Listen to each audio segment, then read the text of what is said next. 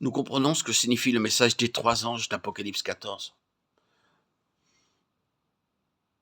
Le premier ange parle du jugement de Dieu qui aura lieu dans le ciel avant le retour de Christ. Daniel 7, 9, 12, 2 Corinthiens 5, 10. Il devra être décidé avant son apparition qui sera ressuscité des morts pour la vie éternelle et qui d'entre les vivants sera transmué à sa venue. 1 Timothée 4, 15, Jean 5, 27, 29, Apocalypse 25, 6.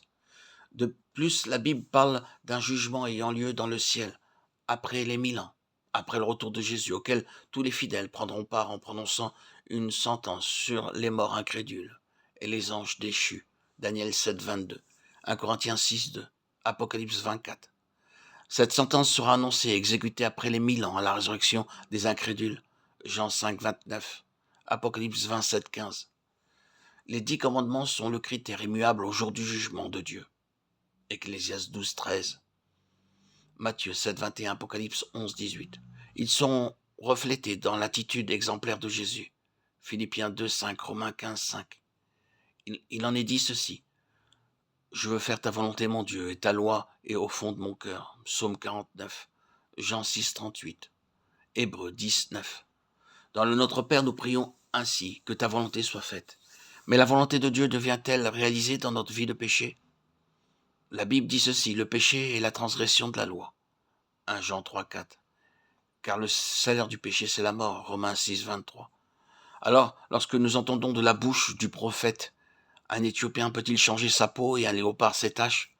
De même, pourriez-vous faire le bien, vous qui êtes accoutumés à faire le mal ? Jérémie 13, 23, Romains 7, 24. Quand nous considérons notre propre vie, nous devons réaliser qu'il est impossible que par nous-mêmes nous échappions au jugement de Dieu et par conséquent à la mort éternelle. Dieu néanmoins a tracé un chemin de salut pour tous ceux qui étaient sous l'esclavage de Satan. Ce chemin que l'amour de Dieu a tracé s'appelle Jésus-Christ. Car Dieu a tant aimé le monde qu'il a donné son Fils unique afin que quiconque croit en lui ne périsse point, mais qu'il ait la vie éternelle. Jean 3, 16. Golgotha se dresse comme mémorial de ce sacrifice incompréhensible qui était nécessaire pour expier les transgressions de la loi de Dieu. Ainsi, nous ne pouvons considérer le péché comme quelque chose d'anodin. Romains 6, 15. L'offre de miséricorde de Dieu n'est pas une offre à bon marché. Elle nécessite notre consentement et notre complète soumission à Dieu. Jésus dit ceci, « Je suis le chemin, la vérité et la vie. Nul ne vient au Père que par moi. » Jean 14, 6. Dans sa vie, Jésus nous a montré le chemin vers son Père et le chemin vers la vie éternelle. Et Jésus répond aujourd'hui comment obtenir la vie éternelle à travers Christ. Lorsqu'il répond aujourd'hui comme par le passé, observe les commandements et suis-moi. Matthieu 19, 17, 21. Je vous invite à lire 1 Pierre 2, 21.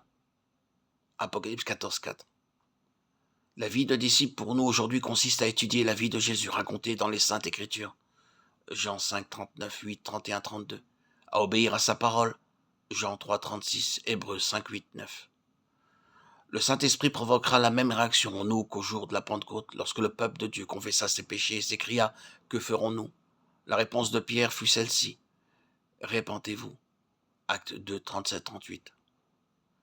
À une autre occasion, il dit ceci « Répentez-vous donc et convertissez-vous pour que vos péchés soient effacés » Acte 3, 19.